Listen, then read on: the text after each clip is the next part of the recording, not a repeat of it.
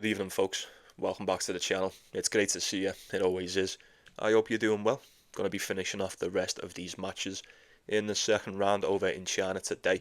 Make sure you get your comments in with your predictions. Anything that I'm taking personally will be in that pinned comment. Feel free to take a look at that. You're more than welcome to. Take it if you want, leave it if you must. It's entirely up to you. Choice is yours.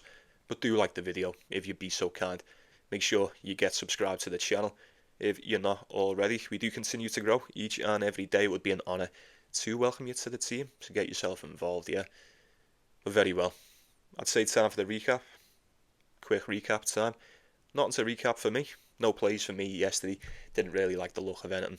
Not a lot that I could trust in, and I'm quite glad as well. I was very close, we were saying, weren't we? I was very close to taking Cazaux on the spread. By the time I looked at it in the morning, it went down to 2.5.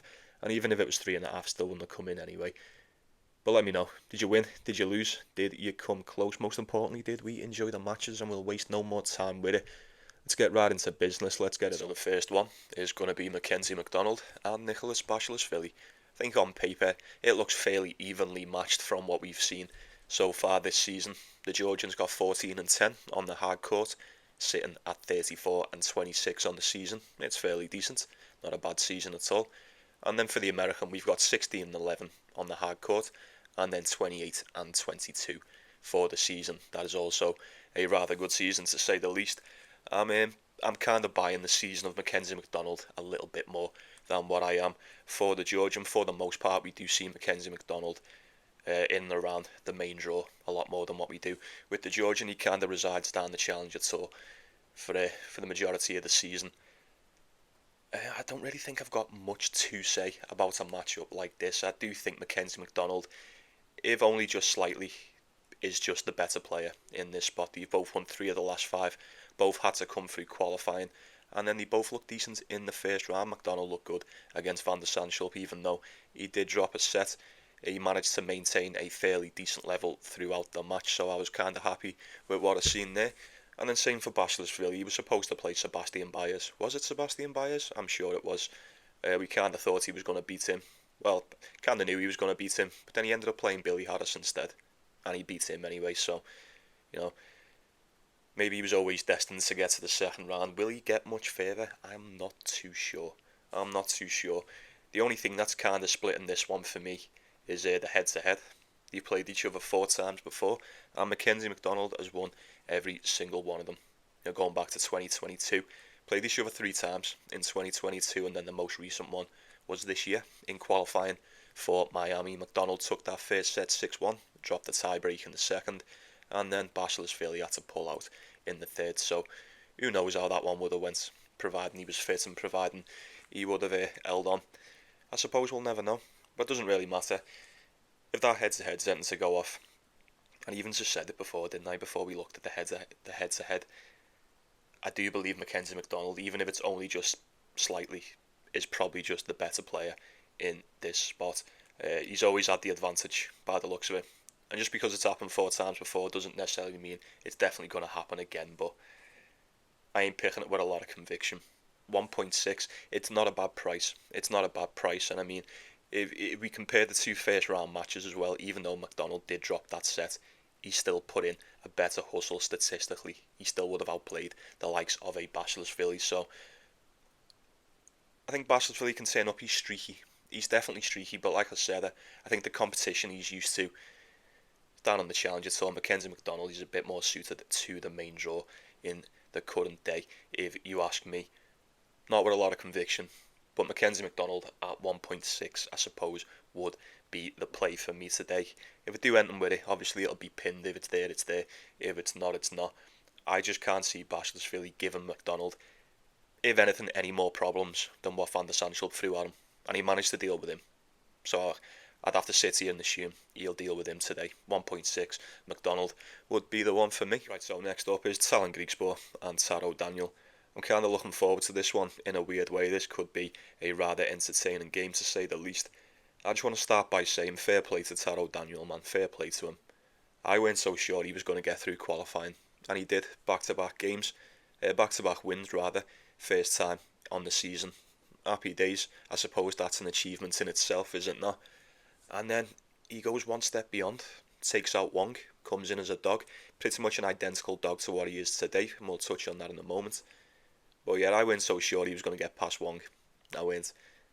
But boy, did he shut me up. And you know what, if I don't rate someone, the best thing you can do is prove me wrong. I am all for redemption, all for it. 3 in a row for Taro Daniel. Where does it come from? I couldn't tell you. I honestly couldn't tell you. Because look, you can't blame me. Like, we all agreed prior to this week, what had he done all season? What had Taro Daniel done all season prior to this Chengdu tournament? Absolutely fuck all. He won like 3 games, something like that, give or take. Yeah, he's found something. Whatever he's done, whatever he's found, it's most definitely working for him. And he's playing really good. It's not just like he's getting lucky this, he's just smoked everyone. James Duckworth, he looked decent against him. What was that? Oh, 2 tie breaks. I mean, didn't really smoke him. He smoked Wang. That's what I meant to say. 7-5, 6-4 against Billy Harris, and then coming into the main draw, easiest one so far, 6-3, 6-2. Say something about that. Say something about that. If this was anyone else, you'd be sitting here. Well, I'd be sitting here saying, I can't deny the form.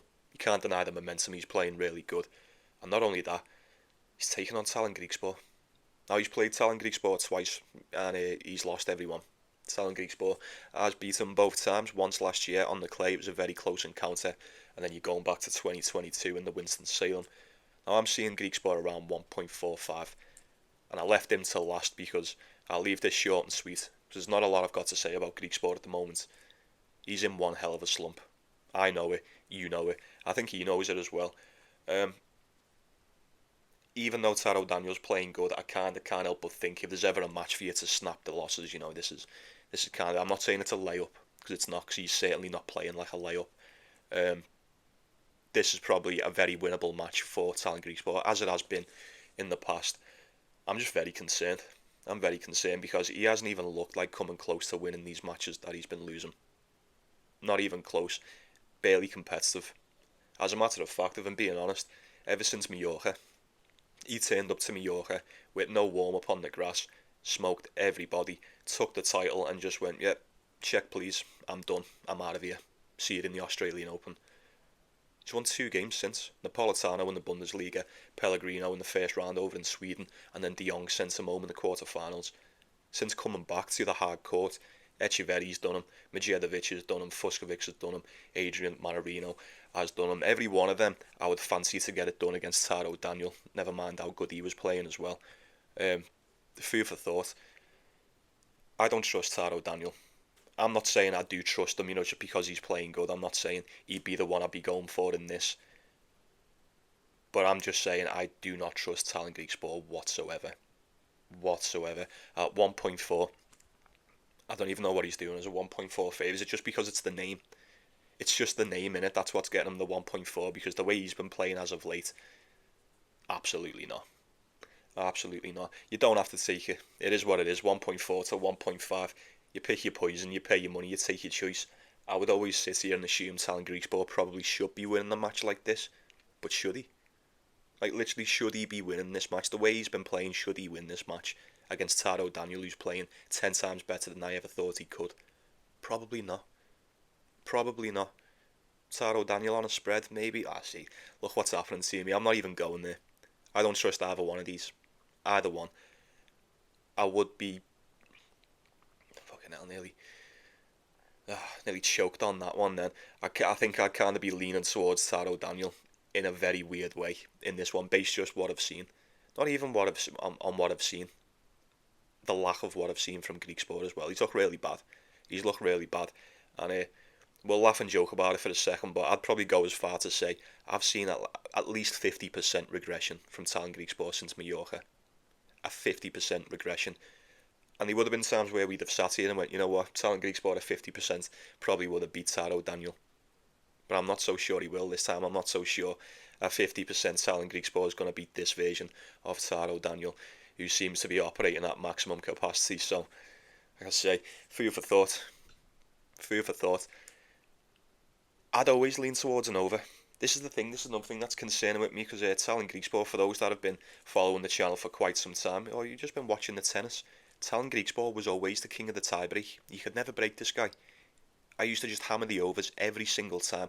That was the formula with Griekspoor. You could just take it over every match and you'll end up in profits at the end of the season. I always wanted to experiment on that, just have one separate account just for Griekspoor matches and overs, see how you got on. It's kind of not the case anymore. And especially as of late, he's went from not being able to, you can't break him, to he's just breaking himself for fun. So, games aren't going over, he's not even holding his serve. I need to see Talon Griekspoor play good in order to know that he's going to play good. I haven't seen him since the US Open, no competitive matches since, so Taro Daniel, or leave it, I suppose. I hate that one, I hate that play, I really do. But it's just the way it's got to be, I suppose. Let me know what you're doing on that. Right, next up is Lorenzo Musetti, and he's taking on Dino Prizmic. I'm really looking forward to this one. I'm looking forward to seeing what Musetti looks like in this. I've got high expectations, to say the least. Quick shout out to Dino Prizmic for getting it done against Terence Atman. He looked alright, he didn't look spectacular. Terence Atman looked a lot worse than what I expected him to. I don't really know what the game plan was for Terence Atman, and I don't know what his box had told him prior to that match. Look, Terence, this is how it's going to go. If you play anything like how you did in Cincinnati, you're probably going to beat this guy. Just know that it's a very winnable match. But here's what we're going to do. Anytime that ball comes across, we get that easy forehand winner down the line. We put it into the net, yeah. Coach, that doesn't sound right. No, shut the fuck up, listen to me. Every time we get that easy forehand winner, or as a matter of fact, pretty much any winner, we put that right into the net, yeah, and we see what happens. Now, look, I'm joking. That's obviously not what got said. That's definitely not the case, but it's a lot funnier for me to believe that that's what happened. So that's the theory that I'm going with. Like it or love it. I'm only joking. Fair play to Dino Prizmic. I can't help but think that Lorenzo Musetti is just quite the step up. Quite the step up. Now, he hasn't been that great, I will say. Lorenzo Musetti, he ain't been too great since he pulled out to the French Open. But it happens, doesn't it? Got injured in the French Open, but prior to that, he is in the top 10 now. And rightly so, it's well deserved. Prior to him pulling out of that game against Carlos Alcaraz, he looked like he was at top 5. He really did. Now, if you want Musetti, you want him on the clay. Ideally, you want him on the clay. Like, that's no secret. That's no secret to us. Starting the season off, it was okay. It was nothing to write home about on the hard court. Like, literally nothing to write home about. Couple of 1-on-1s, 2-on-1s. It was over on the clay where he really started to shine. And then since he pulled out, he had the entire month off, came back for Wimbledon, got beat by Basilashvili, very disappointing. Then he kind of struggled, kind of just been trudging his way through the hard court since we returned. He's went 1-3. It's not that great. Cam Norrie beat him, Michelson beat him, Bonzi done him. The only win he got prior to the US Open was against James Duckworth. Now, like I said, prior to the US Open, I didn't give him much of a chance going into it, based on what I'd seen. But boy, did he prove me wrong. Mpetshi, Perricard, David Goffin, it's whatever. Flavio Caboli, even though he pulled out, but he was doing one on him. Made Jaume Munar look like absolute shit, even though Jaume Munar was in blazing hot form prior to that matchup.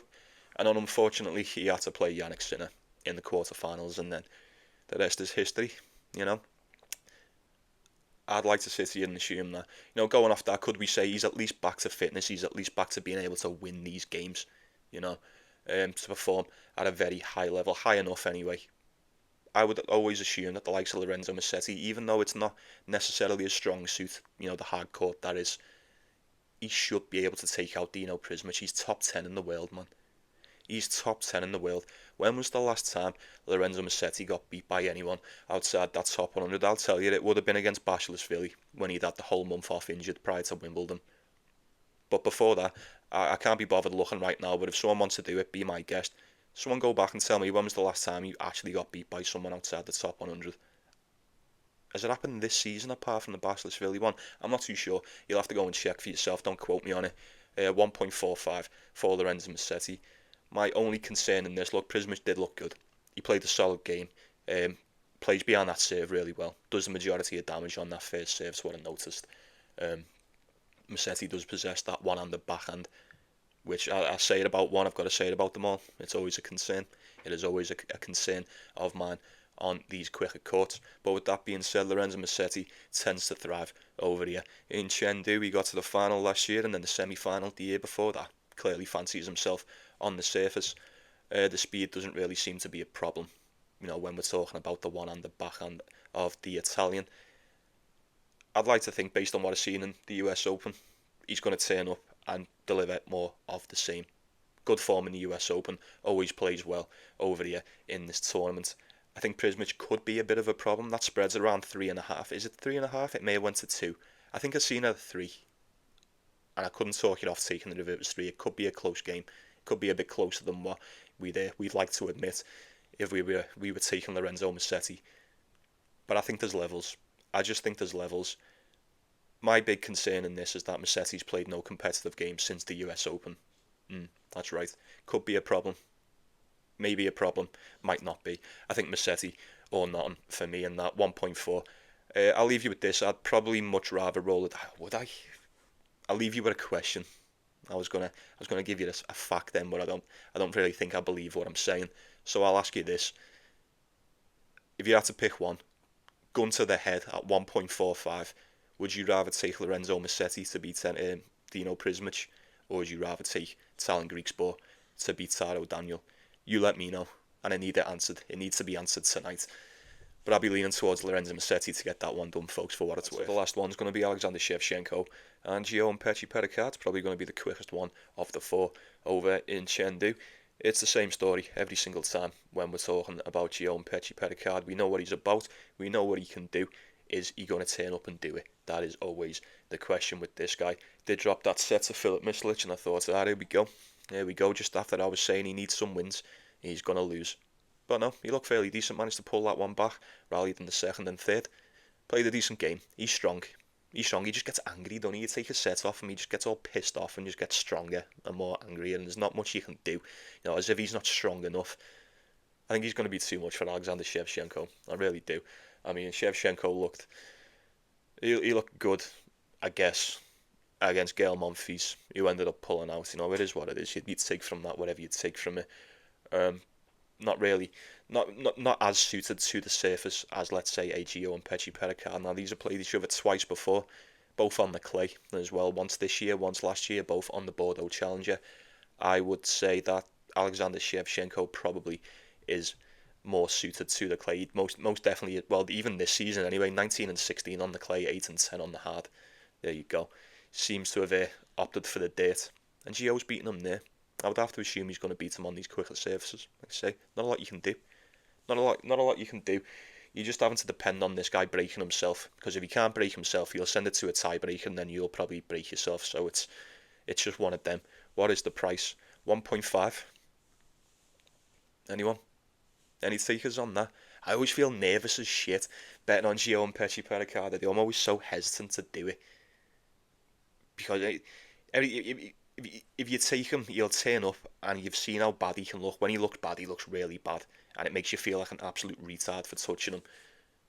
But at 1.5, this is just one of them matchups, man. I mean, he should turn up and just wipe the floor with Alexander Shevchenko. He really should, He really should. That is very tempting for me. Very tempting. Fuck, I may just go for it. Gio again. Any takers on Gio 1.5? That would be the way I'd be. Next up is Julio Zeppieri, and he's taking on Tien. I think I'll be going with Tien in this one. I think I would like to go with Tien, even if I'm just leaning with him ever so slightly. He looked decent against Mariano Navone. It did pose a bit of a threat, like we discussed. Navone had beaten him before, and I thought he may have just beat him again. Took that first set, and I thought, oh no, here we go again. But the important thing was Tien managed to play well exactly when he needed to, and that was good to see. It was great to watch. Zeppieri's been decent. He's come through qualifying. This guy's been hot, man. This guy's been blazing hot all month. The Italian's been in one hell of a form, all on the Challenger Tour. Food for thought. He did get himself a title over on the Shanghai Challenger Tour, and then went 1-1 in the next one after that, and then coming into this one, he's come through qualifying, beat Liam Draxl, beats Svrcina, he looked fantastic against Berrettini. We'll mention him in a moment. And then he looked good against Sun. I feel like the calibre of opponent that Zeppieri's probably used to facing may not be that quite of a Tien. I would like to assume, well, it's not even I like to assume, it's just a fact. Tien has most definitely established himself this season as a main draw talent, has he not? The only thing that kind of concerns me about Tien, and I think we even seen it against Navone, that serve, man. Serve needs some work, doesn't it? And look, it's better than mine. It's miles better than mine will ever be. Who am I to say anything? But from a business standpoint, I can't help but notice the weakness in the serve of Tien. Tien was putting in first serves, and Mariano Navone was crushing them to the other side. Absolutely crushing them. That is very concerning. Julio Zeppieri does possess a very big serve. That's one thing I will say. Definitely the bigger serve. That's a fact. I'd like to think you're going to need a little bit more than just a strong serve to get past the likes of a Tien. He's used to facing well better opponents than Zeppieri, well better opponents. I know it, you know it, that's just a fact. I feel like apart from the serve, I'd probably say Tien does everything. If anything, not worse. Does everything just the same, if not better. Probably better. I'd probably say he does everything better. I think everything else just should be the difference in this. It can't just be the big save of the Italian that's going to smoke him out the bunker today. I feel like he will most definitely be able to wrap himself around some of them saves. And when you do, it's time to play tennis with Tien. And is Zeppieri going to be able to play tennis with the one they call Tien? He's crafty, man. He's very nimble. He's very crafty. I do believe he gets the win here today. Look, if he wins this one, we see him in the next round. I'll start worrying. Because how deep he's going to go, I couldn't tell you. I'm not too sure how much do I expect from Tien in this tournament. Shall remain to be seen. But against this calibre of opponent, regardless of the blazing hot form of the Italian, I would have to side with the American in this one. If it's pinned, it's pinned. If it's not, it's not. What did I say the price was? Let me just double check once more. Did I say 1.6? 1.6 for Tien. Now, he opened up at 1.4 for me. People don't like it. Maybe the price was too good to pass up on Zeppieri. You know, it is what it is. Each to their own, innit? But he's now sitting at 1.65. People don't want it. What's going on? Is that just me? Are we seeing this? Like, people don't want it. People don't want it, man. And you know what? I'm sitting here looking at this Zeppieri price. He opened up for me over a 2-1 dog, 3.2, and he's now sitting around 2.3. That is a hell of a lot of money to come in on one player. There's remnants here of the Terence Atman one. It's probably doesn't mean fuck all in this match, but the same thing happened with Terence Atman. Only I'm not so sure Zeppieri is going to beat Tien. Dog price or not. I'm really though. 3.2 to 2.3 is very concerning. But you know what? Why does it feel like going with Tien as a favourite? It's kind of like going against the grain in this one. I don't know, 1.6, 1.65, just better price for us, I suppose. Better price for the Tien boys in this one. Give me the American. Oh, it's going to be very fast, folks. We've got Andrei Rublev, and he's taking on Valentin Royer. There should be no question about this. No question at all. I want to give a quick tip of the cap to Valentin Royer for getting past Kovacevic. You know, the longer I was waiting for that match, I was kind of talking myself into leaning more towards Kovacevic, or at least aligning with her anyway. Valentin Royer put that one to bed, and he looked decent doing it too. Considering he does the majority of the damage on the clay, he looked very good on the hard court. I will give him that. He's come through qualifying, and he still remains. Andrei Rublev, he shouldn't be getting beat by this type of opponent. It's not against Valentin Royer. He's a decent player, and who knows, he may just be one of the next best players. We just don't know it. But as of right now, absolutely not. Rublev shouldn't be losing this one. But the price is 1.2. It's barely 1.2. Call it 1.25 if you're lucky. So steep, super steep. But it's just the way it's going to be. Rublev, he should be getting this done. It's not wrong to say that he shouldn't be losing against the likes of a Valentin Royer. But hey, look, it's Rublev, innit? It's Rublev. Regardless of the price, regardless of the form, regardless of anything else, these always feel like a coin flip. You never know what's going to happen. Even if you think you do, you think you do, and then you don't. You could be as close to 100% confidence as you're ever going to be with Andrei Rublev, and then within 10-15 minutes, that starts fleeting very, very quick, rapidly, does it not? After 2 or 3 games, he's like beating himself up, and he's like harming himself, and he's just doing all mad shit. He's like screaming at people, and you go, you know what? I fucking regret this every single time, win or lose. And look, admittingly, give him his due, he's done a hell of a lot more winning than losing as of late. But for what it's worth, folks, I mean, 1.25. In the case of Andrei Rublev, if you've got the one, do you need the 0.25? Is it worth it? It never is. It never is. He puts you through everything he puts you through, and at the end of it, you go, you know what? Fuck that for 1.3, 1.4. That's all he usually ever is. It's never worth it. It's not. Now, I'm not saying just take a blind punt on Valentin Roya just for the sake of the price. Although he is a very good price, I'm seeing a 3-1 dog. Very big spread in a best of three. Rule applies. I could not talk it off of it. I could not talk it off of it. I do not want to see Rublev lose this game. I will not accept it. I refuse to believe that that's going to happen. But am I taking him at 1.25? Absolutely not. Absolutely not. You've got to be out of your mind. Right, so the next one is going to be Nishesh Basavareddy, and he's taking on Daniel Medvedev. I'm very torn on this one. I've only got one or two things to say about it, and I'll be honest with you, folks. I'll be quite frank. I'm yet to come to a conclusion. I am yet to come to a conclusion, so I suppose this one's on you for today. Just answer me this. Answer me this. Should Daniel Medvedev be getting beat by Nishesh Basavareddy? Forget everything you know. Just answer me that. The answer's no, right? Surely you're sitting there going, no, surely not. I'd like to think so. I would like to think that is not going to be the case for Daniel Medvedev today. Although, look, I mean, 26-18 on the season.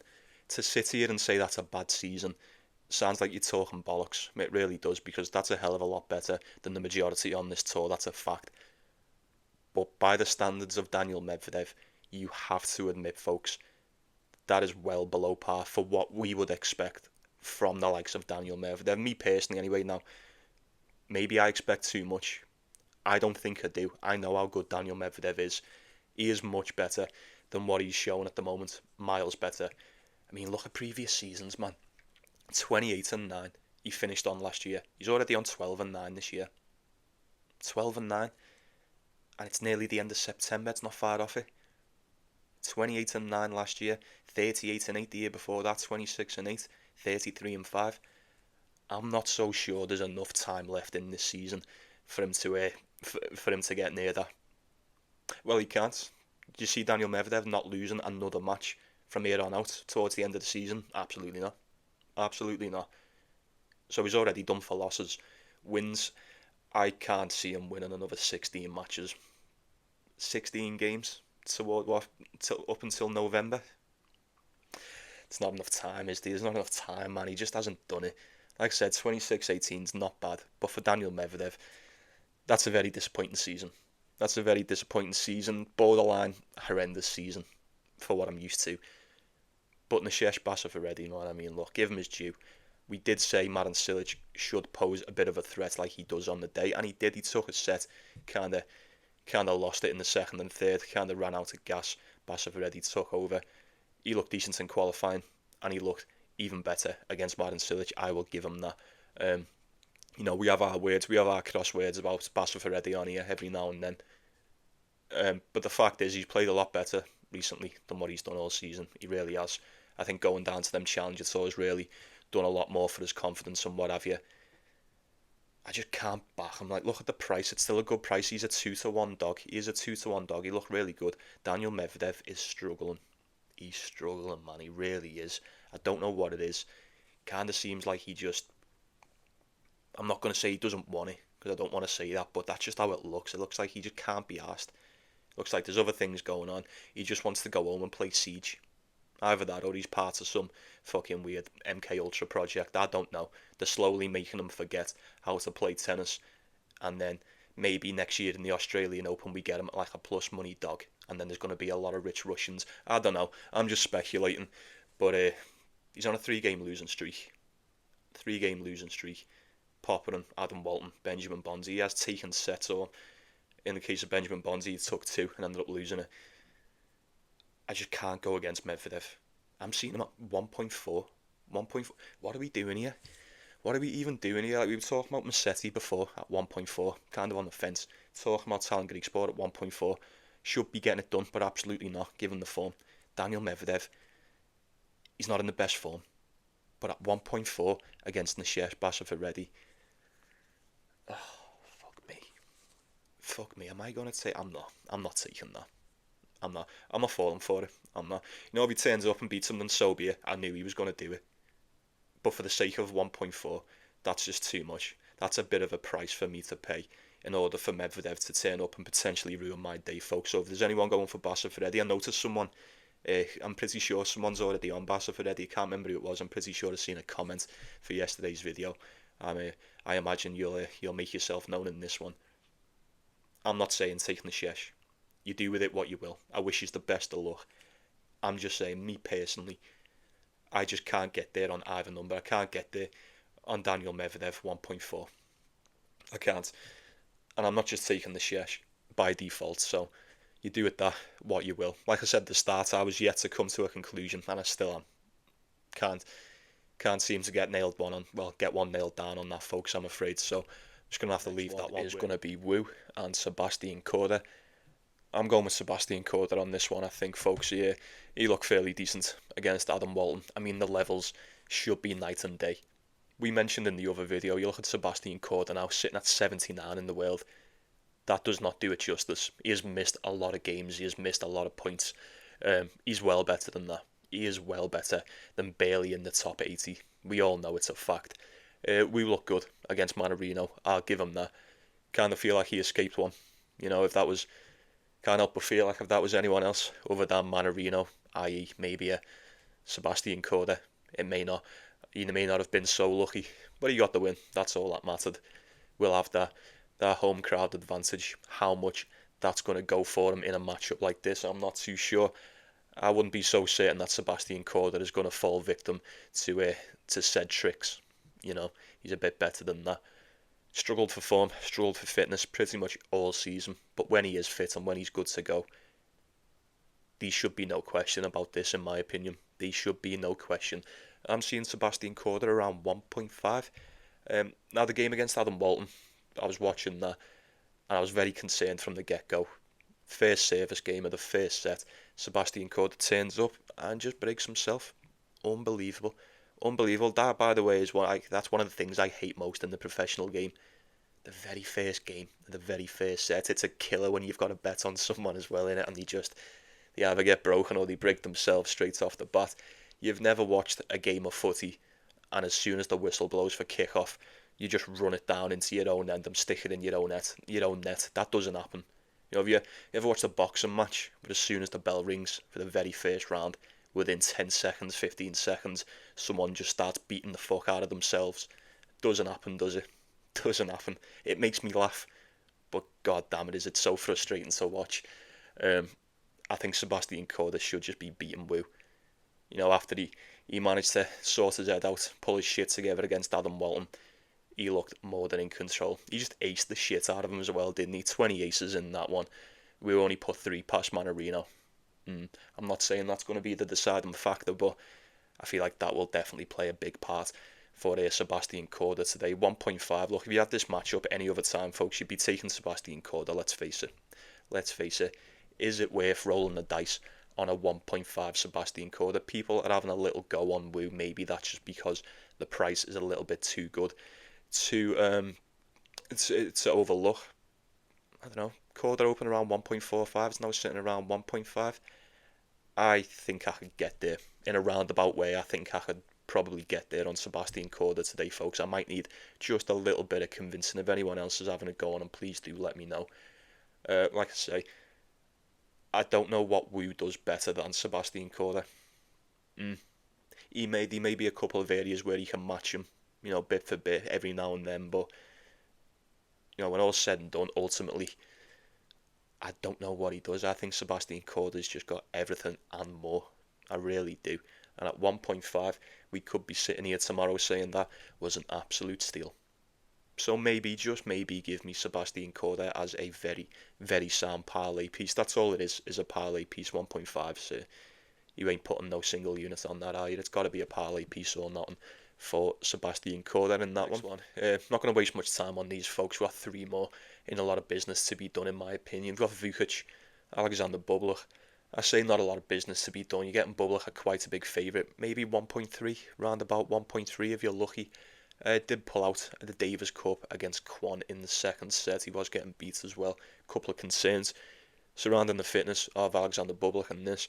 You don't need me to tell you if we get anything like the Bublik that we know probably can, most definitely can turn up. Anything like the guy we've had since we came onto the clay, he'll beat Alexander Vukic. I'm pretty sure of that. Vukic has been struggling all year, 3-game losing streak prior to this, comes in to China and then gets a very close victory against David Goff, and that doesn't mean much to me. I'd probably always lean with Alexander Bublik in a spot like this, although if history is anything to go off, you'd say this will be a close match. This will be a close match regardless, heads-to-heads 2 apiece. That's right. Bublik did beat him this year, Phoenix Challenger 2-1 on the hard court, and then time before that was in Eastbourne on the grass, straight set for Alexander Vukic. Both more than capable of doing some damage against one another. Who's it going to be? Like, whose save's it going to be? I think that's what it's going to come down to most of the time. I think Bublik will do everything better other than just the save. But then again, the save might even be better. Like I said, like we've seen for months and months, this guy has been at the top of the pile. Fantastic. Kind of a bad beat against Jannik Sinner, but there's no shame in that. And then ever since pulling out 5 or 6 days ago in the Davis Cup, I am a little bit concerned. And I don't fancy having to pay 1.3 for quite a lot of injury concerns, so I will leave that one where it is. We have then got Dalibor, Svrcina and Zhang. I would, any other time, like any given day, I would lean with Zhang on this, especially given the circumstances, given the tournament. He did reach the final last year, so if we're going to get anything, if it's going to be anywhere, it's probably going to be now for Zhang today. Svrcina didn't even qualify. How many times has this happened this year? How many times have we said this? Don't even qualify for the main draw. Come in as a lucky loser against Matteo Berrettini, a match that pretty much nobody thought he was going to win. We give him a shout, we always give them a good shout, especially on the spread and whatnot. We were more than aware of the dangers with Berrettini and that one, especially with him being such a big favourite. We ain't seen much out of him. And Svrcina turned up and just slapped the shit out of him. It was so good. Matteo Berrettini, man, he's just don't know what's wrong with him. Whether it's a fitness thing or I don't know. He's built like a linebacker, isn't he? He's just I don't know, what a tight end or whatever they are. I'm not too sure. I'm not too clued up with NFL positions, but he's a big guy, man. He is a big guy. Svrcina made that one look easy.